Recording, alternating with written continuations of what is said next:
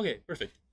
Um, Today we're learning about CSS. So basically, this is how you style your HTML document, which we did a few days ago. And if you're joining, please check in using the QR code. I already had that up for a while. So Oh, okay. Okay. So what is CSS? So CSS is cascading style sheets. It looks like this on the right. So basically, we have a selector, which is which elements you're gonna modify, what elements you want to modify, and then this is called a property. So properties is like what you want to modify. So in this case, we're changing the background color of the button to be red, and this is the value, which is will be red. And import CSS. Oh, anyone have the QR link? Should we go back real quick? For the check-in, Yeah. I can get the link. Okay. Importing CSS concepts. So, selectors are the things right here: button, class selector, ID selector. So, Wait. yeah. What's wrong? Oh, Yeah, I see why I did that problem last time. wow. Because you're on your phone. Yeah, so I tried to join this to join the chat, and it didn't do that. Oh, that's really annoying. It is annoying. Can I use my phone instead? No. Yeah, well, I can just join on. Apologies, Discord does this weird thing that I didn't know it did. But here we go. Yeah, I Nice. can. Okay, where were we before we?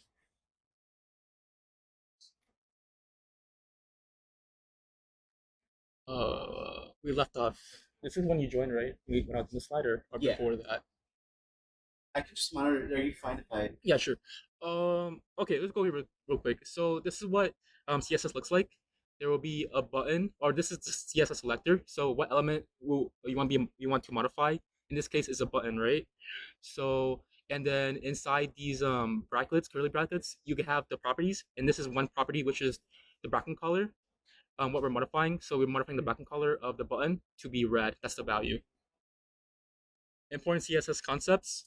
So selectors. So selectors is what you want to modify. So this is the button, class selector, and ID selector. So type selectors applies rules to certain HTML tags.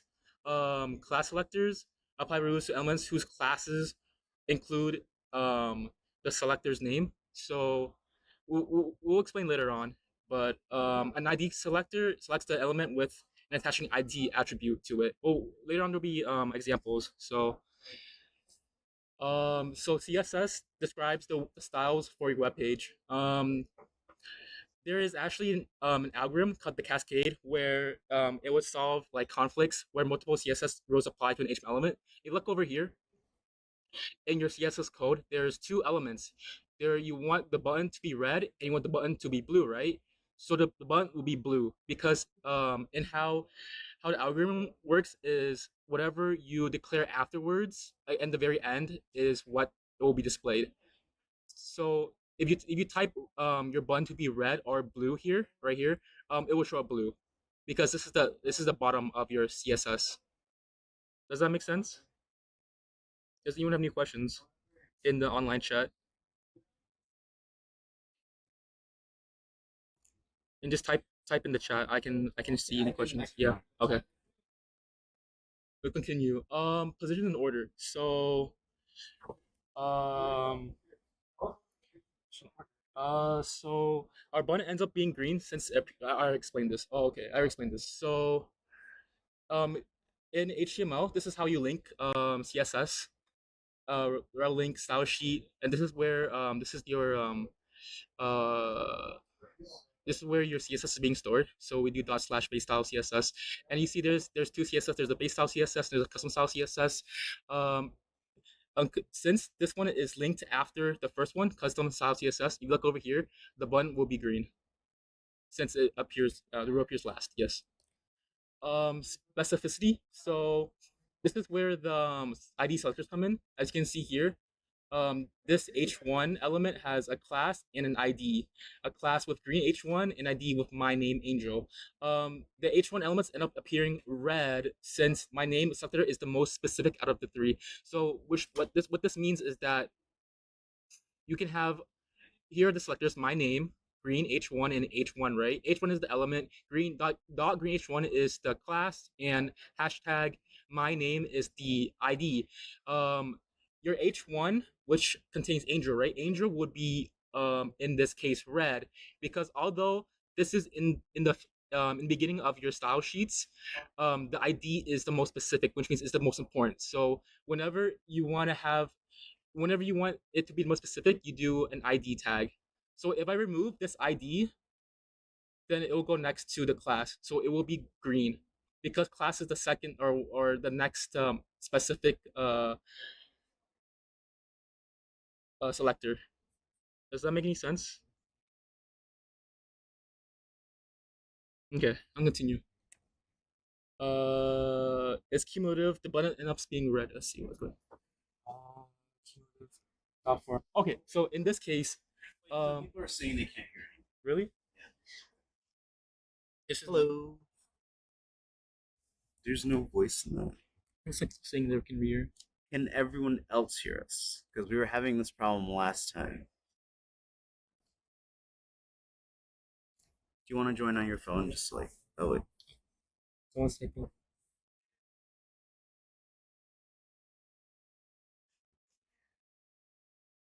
Okay, so it's just those two having technical issues. I can help them in chat. You can. Okay. Okay. You guys have any issues, any questions at all before I continue? If not, I will just continue. So in this in this example, you have a class. A class is by dot. So if you do a dot form button, this is a class. That's how you declare a class. So in this case, even though button is declared after, this is more important because it's a class, right? So the button will be red. How do I continue? Okay, there you go. So this is what I mean by least specific to most specific. Okay. So the user agent styles is and local user styles. This is all your web browser, and this is what your Google extensions are, and this is what the CSS for what you write. And then when you use the most, what's even more important than ID tag is the important tag. This overrides everything else that you use. Yes, we are in the CS lounge, and then it goes down to local styles with important, and it goes down because so basically what you should get is that the important is one of the most or one of the attributes you can add that can override every single other specific specifiers. Importance. As follows. Okay, so as you can see here, we're using the important tag. So if you add an important tag, basically what this means is that no matter what else you add to button, like an ID tag or whatever, the important tag will make it always be blue. This is the most specific thing you can add into your CSS document. I can't hear. I can take care. Okay. Okay. It seems everyone else is. Okay. The next thing, this will all make sense when we do the lab portion. But the next thing is the box model. So this is how every HTML element is made up of. It's made up of content, padding, border box, and margin. So whenever you add an HTML element, this is what it all has as the content. So let's say you add an image HTML, right? The content will be the image. Then there will be padding around there, and there will be like a border box border around it, and after that will be a margin box. Margin is how much space it is, how much space your image is from other images, from other elements. So content, this is where your text, images, and any other media is contained in. The dimensions of this area is determined by width and height. So if you add let's say an image here, this is where all the image will be in a content box. Next up, after the content box, there will be padding. So this is space between your content and the border. You can think of this as like cushioning or basically padding around the content. So if you have an image, this will be an image right here in the content spots, right? But there will also be like extra space between the your image and the border. And then the CS property padding can be used to set the padding of an HTML element. And after that, after the padding is the border box. It basically surrounds the padding and the content. You can control it using the CS property border. And lastly is the margin box. This is the space around the element and its border. This allows you to add spacing between different elements. So when you add two image elements, if you want to have space between each image element, you can add like margin, and you control it by margin property. So important CSS properties. So these are the many common CSS rules you will encounter or properties you encounter. So we discussed a lot with background color red, but there's other things too. Sets the background color. So you can set the background color red. You can do red, blue. You want to be more specific. You can use RGB values instead, or you can use text values. Color white. This sets the text color. So when you do like a button, right, you can add text in the button like click me or button 1, button 2, button 3. This sets the text color of the button to be white, black, whatever you want it to be. So this is color and this is the value, which is white. This sets the height and width. This is like I'm talking about the content box. This is how you set the height and width of the content box. You can do pixels. You can do percentages. We'll discuss later. When you add an element, sometimes you see like the border box, and if you do border none, it removes the border. And there's other things. We'll go over this in the lab portion.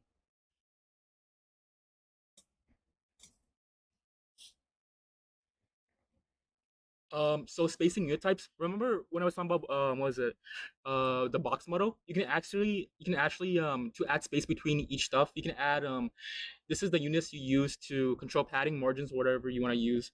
So let's say you want to have more space between two images you add to your web page. You can use pixels. You can use any of these units to add padding or add a margin between each image element.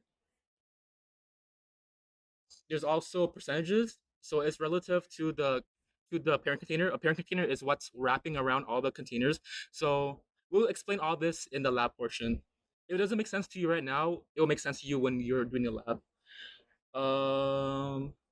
And then so Flexbox is this is actually the last. This is a very, I'd say, more complicated parts of CSS. So basically, this is how you control the positions of containers within a wrapper or another container. And you can add it by doing display flex. So let's say you have 3 images or whatever you want elements here, right? If you display flex, the default would be row, right? So it will make it into a row. So let's say you add 3 images to your website, right? If you wrap them around a container and you do display flex, the default will be row, so it'll be in a row. There is also other if you do flexbox direction, it allows you to control like so if you do flexbox direction row, it will turn into a row. You can reverse it too. So let's say you have image 1, 2, 3, 4, right? And if you do row reverse, it would be image like 4, 3, 2, 1. Or reverse the row of your images. So let's say you have like 4 pictures of you like baking a cookie, right? Like you start off with like the ingredients and whatever, and like later on, and the final thing would be the cookie, right? If you do row reverse, it would actually reverse all the images. You can also turn it to a column, and you can also reverse the column too using flex direction. And then justify content. So this is another what is it? Flexbox property you can use. These are all the different ones you can use, and so flex start allows you to put your content in the beginning of the container. Flex end allows you to put the content in the end of the container. You can center it also. So let's say you want the image your images to be in the very middle of your web page or in the middle of the container, right? You can do center. You can add spaces between it, like evenly. You can do space around. So instead of like it ought to be in the edge of it, you have it like evenly around each element and space evenly as well. And then you can also there's also another CSS property, align items. So these are the stretch, flex, start, and you can see what they do on the right hand right here. Stretch, flex, start, flex, end, and you usually combine align items with justify content.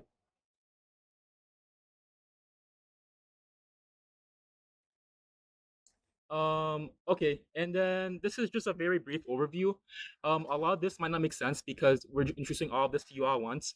But if you want, you should explore all this on your own. There's so many other things we could talk about. You can add animations to your web page purely with CSS. You can add filters, transitions, positions, all this stuff. That could be useful into making your website as personal as you want it to be. And then after that, let's do the lab time with Angel. Yeah.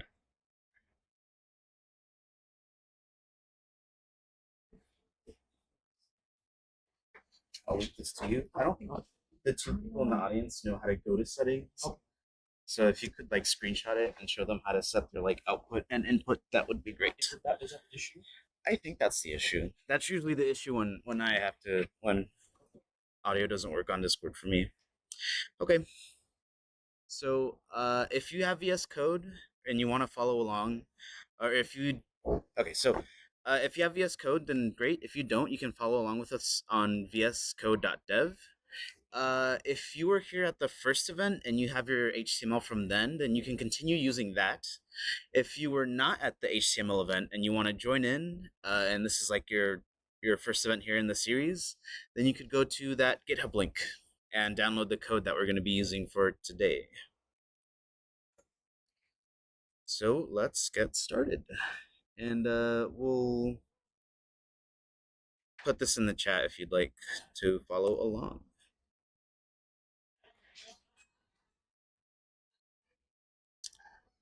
All right. So this is what we had at the end of the last event. Apologies.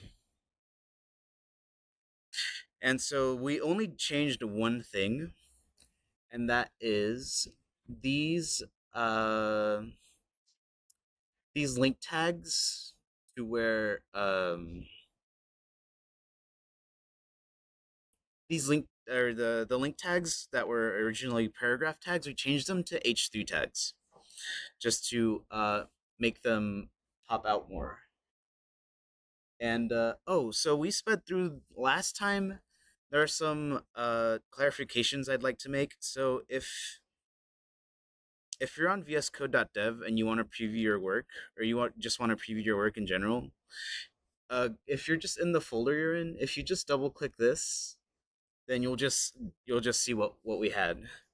And we had an extension up the last time to live preview our things. If you want access or you want to use that extension, then you can go to extensions here and then search for live what is it, live share, live server. Yeah, install this.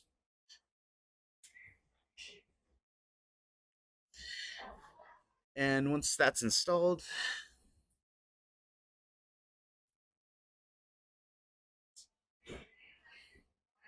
you can go back here, go to your sidebar, right click this, and then click open with live server. And that what that does is it spins up a web server on your computer to essentially preview it live. And what this extension does very nicely is when you make an edit, it'll automatically refresh for you. So, all right.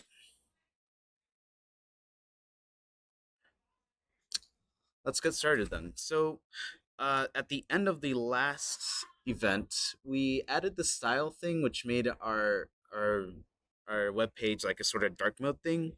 We're going to remove that, and instead, so you can write CSS right on your index if you'd like.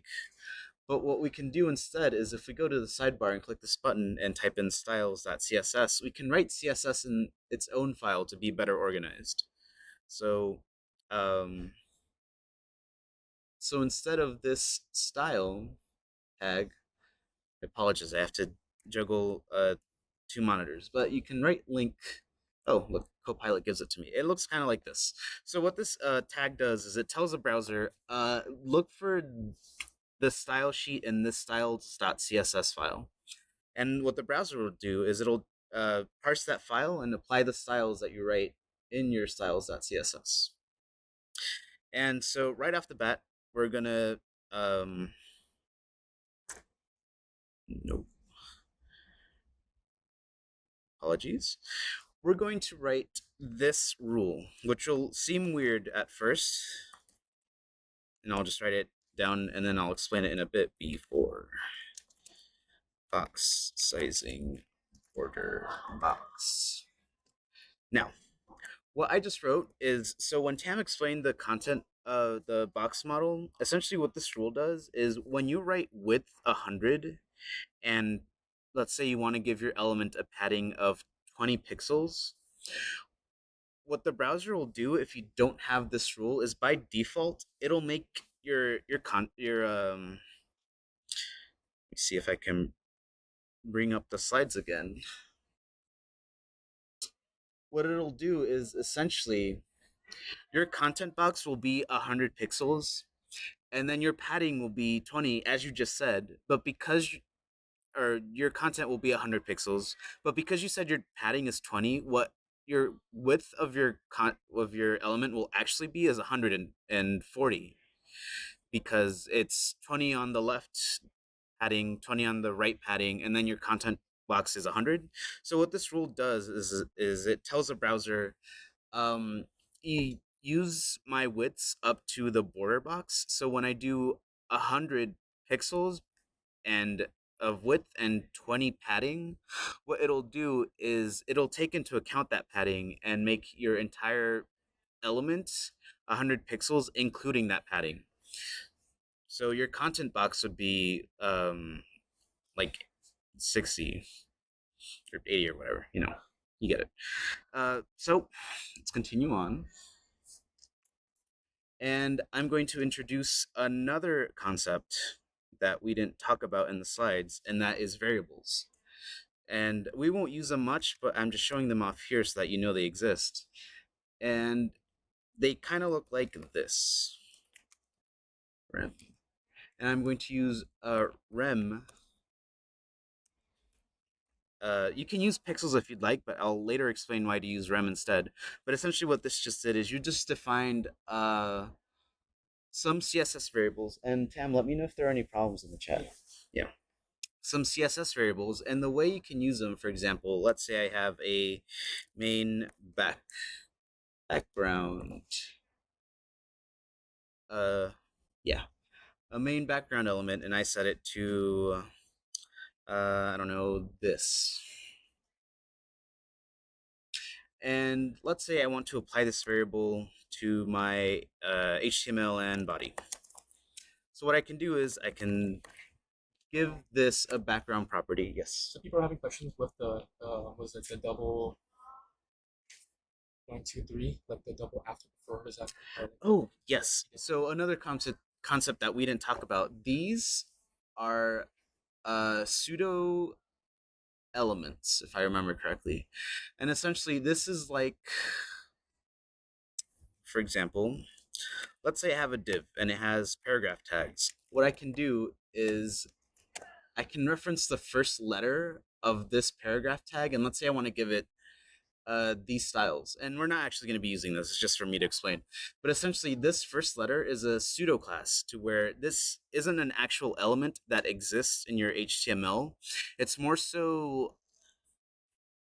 kind of a fake element, I suppose, which is why it's called a pseudo element that you can select. So in this case, we have this first letter pseudo element.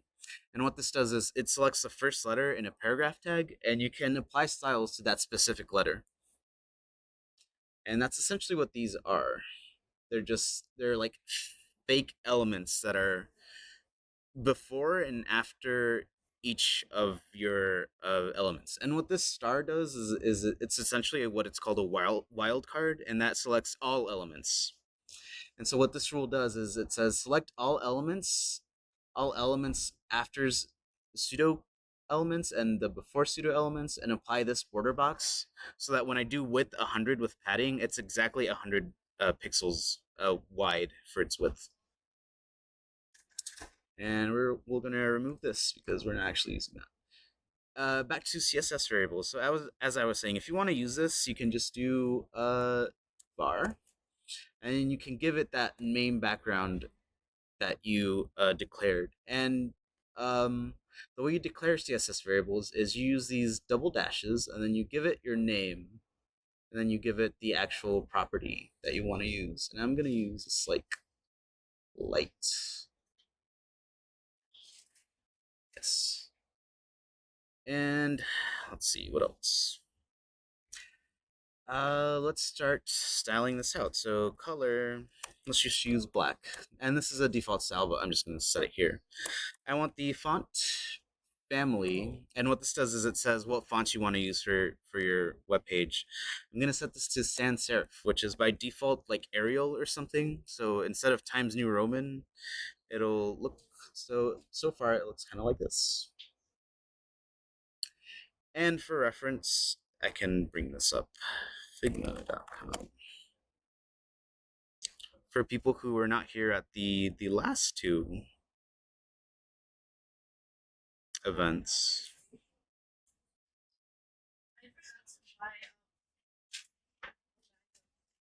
Uh, um,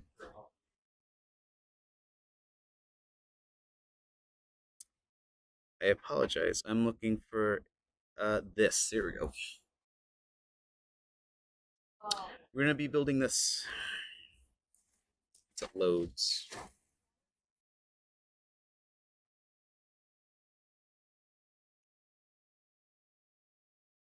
So we're gonna be building this. So by the end, we'll have something that looks like this. So we're gonna go from this to this. Let's continue. All right. Let's see what else. So by default, actually, let's start styling this sidebar. So this is side element is going to be our sidebar, and I want it to style it how it looks in the design. So let's start writing stuff out for that. So aside, let's say it doesn't go all the way, so I want it to be a minimum width of 300 pixels, and I want it to be a max width of 500 pixels. So I don't want it to take up the whole like web page. I just want it to be kind of on the side. And we'll give this a background color of this specific color, 2D 2020. And this is a hex code that I specifically took from the design here. And now if we go back here, it kind of looks like this. Now that doesn't look very nice, so what we can do is go back and start styling this up. So I want this to be kind of on the side. So what I can do is I can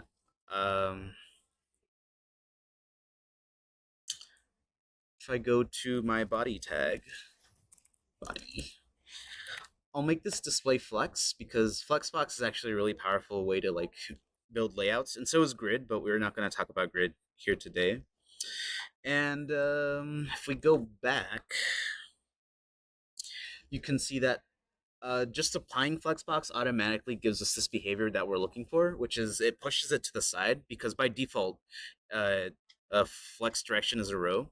So we can leave it like that, and it's starting to kind of get there. And Tam, let me know if there are any questions, but we'll continue on. And so I want, let's see what else. If you notice, there was a bit of padding on the body in HTML, which we don't want. So we're going to set padding to 0 and margin to 0. And if we go back, you can see that that's gone. And let's see, what else? The text on this aside shouldn't be too dark, so we're going to give it white text. And we want the text, all the elements in our side to be centered. So I'm going to set this display to flex as well. So now if I control S, instead of everything being stacked, you get this weird thing where they're all in a row because, again, the default behavior for flex is putting everything in a row. So I want it to instead be in a column, so flex direction column. And I want everything to be centered. So I'm going to justify content center and align items center. And now if we go back, you can see that the styles we applied does exactly what I wanted. So it centered everything, and it made the text white. And that was just using display flex. Let's see what else. So this text here in our main element is too squished. So everything here, I want there to be some spacing between this and my aside element. So what I can do is go back to styles. And now let's start writing stuff for main. So let's see. I want some padding first of all. So padding on the left. And I want this to be a lot. Padding right. No. Padding right. There we go. And we're using rem. So what is rem? So what rem is it takes the, how do I explain this? So one rem is equal to however many pixels the default font size is in your HTML. So for example, one rem in this case right now, the default font size, oh, I apologize. So the default font size in HTML is, I think, like 14 pixels. So one rem is equal to 14 pixels. And what rem is it takes the sizing of the root element. So if I set this to 16 pixels instead, one rem will equal 16 pixels. So then 7 times 16, and then you get that. But what I want it to be, so I want the text to be kind of big. So instead of setting font size to like 30 or something on each individual element, I can just set it here. And then since we used rem sizing, all of this immediately becomes big because it's all relative to each other instead of you setting like hard-coded pixel sizes. And you see it also set this padding on the sides. See what style you did on your left channel real quick. Oh yeah, so this is my left panel. So what I did was I set it to flex to give us that automatic like positioning, and what comes with flex is I set the direction to column. So by default it says it to a row, which makes it all like squished. And I also set the justify content and align items to center. And what that does is it automatically, so Flexbox automatically takes care of all the positioning and stuff. So it centers everything. And that's essentially what I did. And I set these min width and max width because I don't want my sidebar to take the entirety of the space in my web page. So I just set it to give it some reasonable, like, it has to be at least this big, but not bigger than this kind of thing. What else? Let's start styling our footer. So these icons seem fine. Actually, before we continue,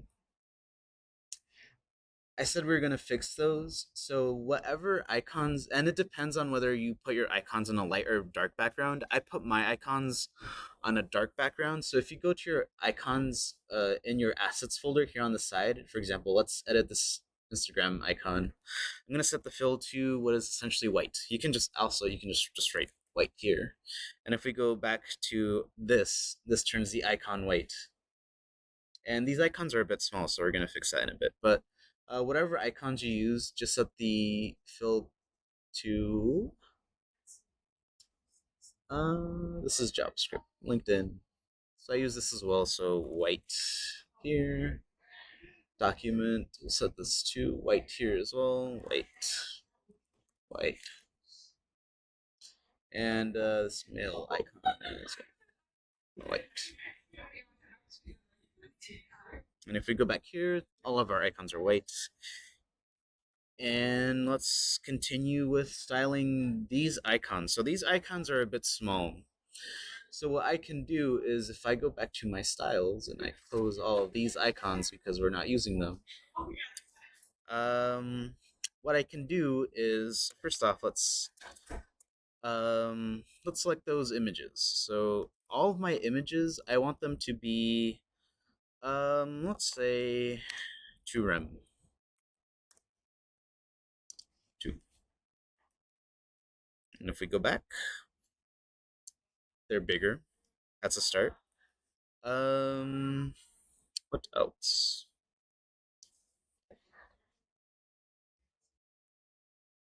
Let's see. We'll leave it like that for now. Let's actually start because we're running out of time. But let's start styling these icons. So all of these links, I want them to be, I want them to be red because that's kind of the style we got going. So color red. No, no, no, no, no. The specific shade of red. If we go back, there we go.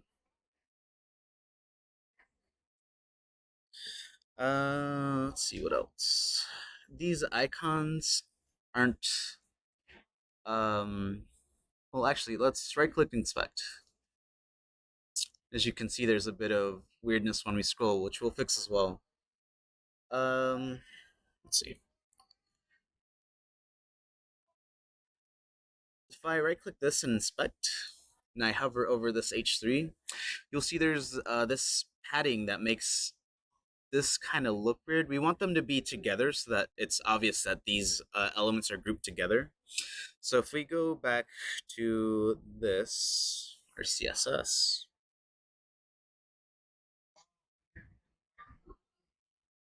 what I can do is I'll give these H1s, H2s, and H3s all a margin of 0. And if we go back,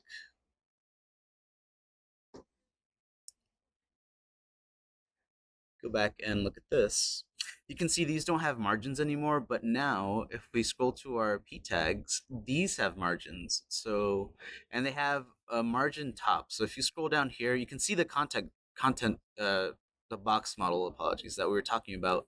And there is a top padding and a bottom padding here.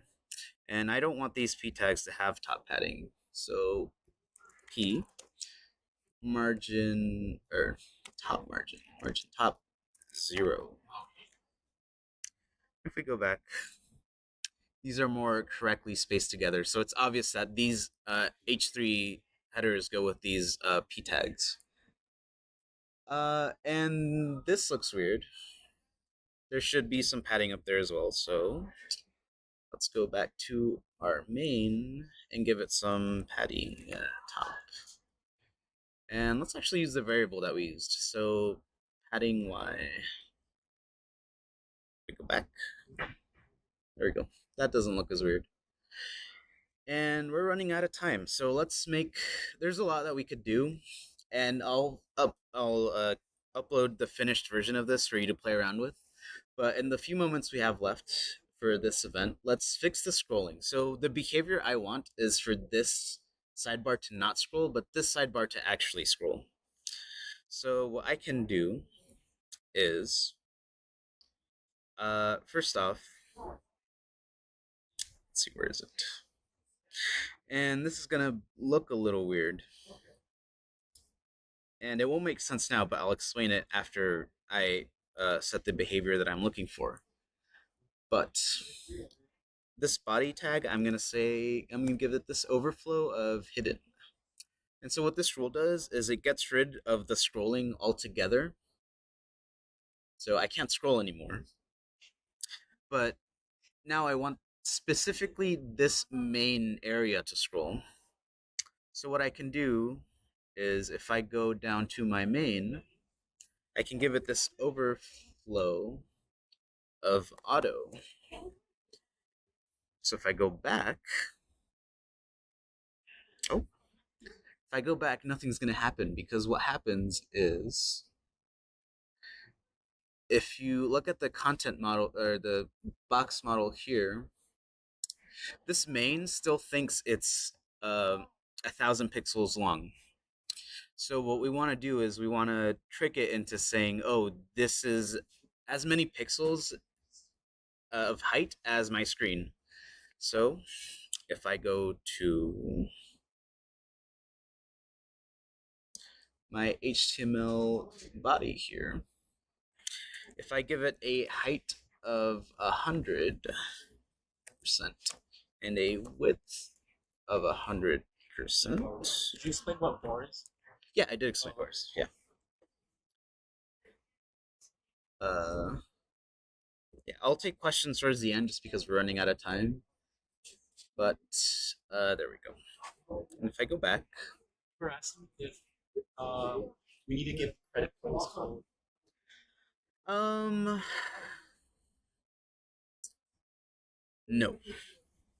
So I'm gonna give this a MIT license, which doesn't require you to give attribution or credits or anything.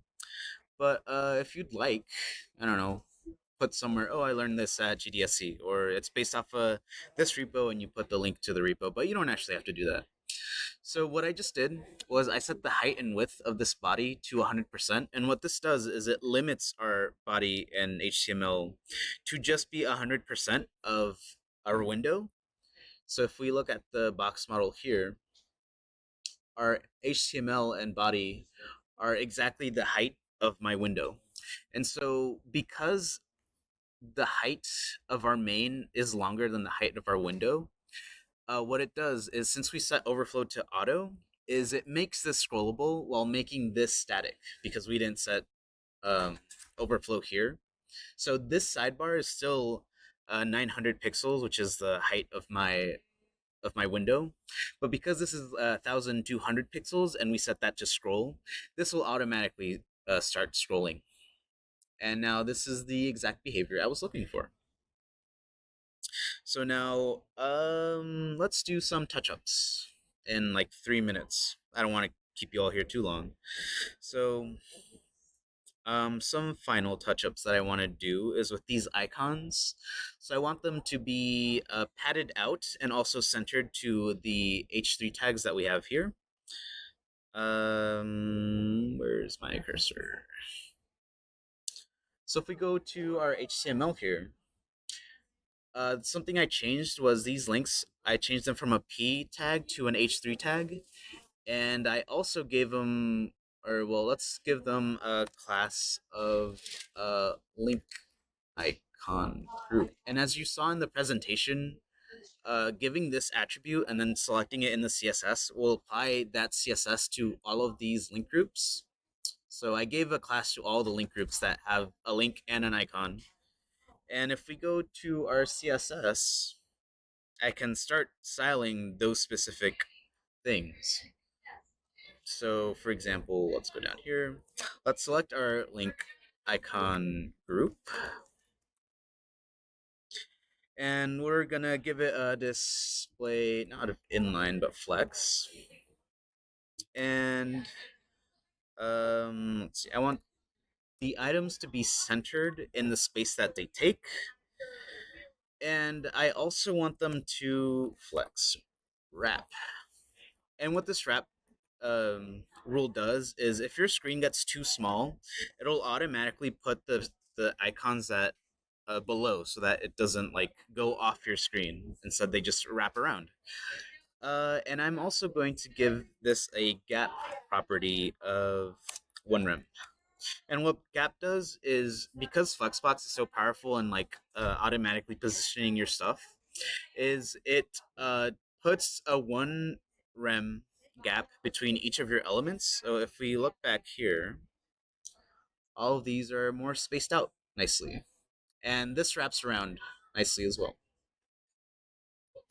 And some of the last things that I'm going to show, just because we're running out of time, and I'll upload the completed code for this later. And I'm just going to copy and paste this.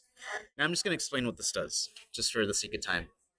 So these are called media queries. And what media queries are is essentially you tell it a rule for what what rules you want it to apply for it. So in this case, I wrote a media query for everything. For if my window is a max width of 900 pixels, it'll apply all the rules that I define in this media query. So up to 900 pixels, it'll set these variables to this, our HTML font size to 16, and it'll set the body flex direction to column, and it'll make this aside 100, uh, take up the maximum width of our window. So if I Control S, what you'll see is if I size this down to below 900 pixels, is it does exactly what I just said. So it sets all the body elements in my thing to be a column. So and it take my aside element takes up 100% of the width. And if we didn't have those rules, let's say I comment this out. Oh, I apologize. Let's say I get rid of this code altogether and I go back to my window. If I go below 900 pixels, what instead happens is all of this gets squished and it starts to look really bad.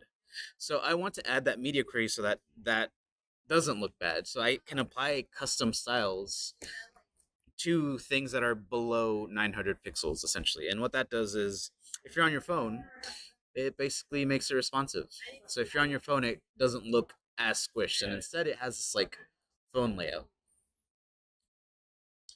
So I'm gonna call it here. If there are any questions, feel free to ask. Some things I'll leave you all with is I'd fix this up. So some things are missing. So like maybe add padding here.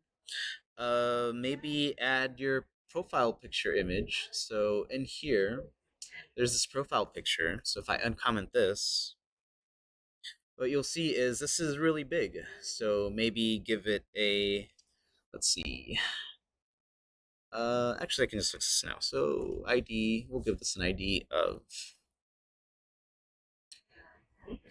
profile picture. And if we go here, profile dash picture. Let's make this like 200 pixels, and that, and this is a type of width. But I'll leave you all to fix this and make it nicer. So give this padding, maybe space these around more. So use padding and margins to space this out more. And I'll upload the completed code for this on GitHub as well. We're gonna have a JavaScript event on Thursday. So if you look here on the project showcase right now, so what this is meant to do is it's meant to take live data off of GitHub and update this. So on Wednesday we're gonna, or apologies, Thursday at 1 p.m. we're gonna start calling the GitHub API to automatically start updating this with live data that we grab off the web. So that's it for today. I'll leave you all to fix this up, make it look prettier. And the uploaded code for this will be on GitHub. And we'll include all of this in the event recap as well. So if there are any questions, feel free to ask. I'll answer them. I'll stay here for to, I don't know, next 10 minutes or whenever everyone starts to leave. But that's it for now. Thank you for joining, and I hope to see you on Thursday.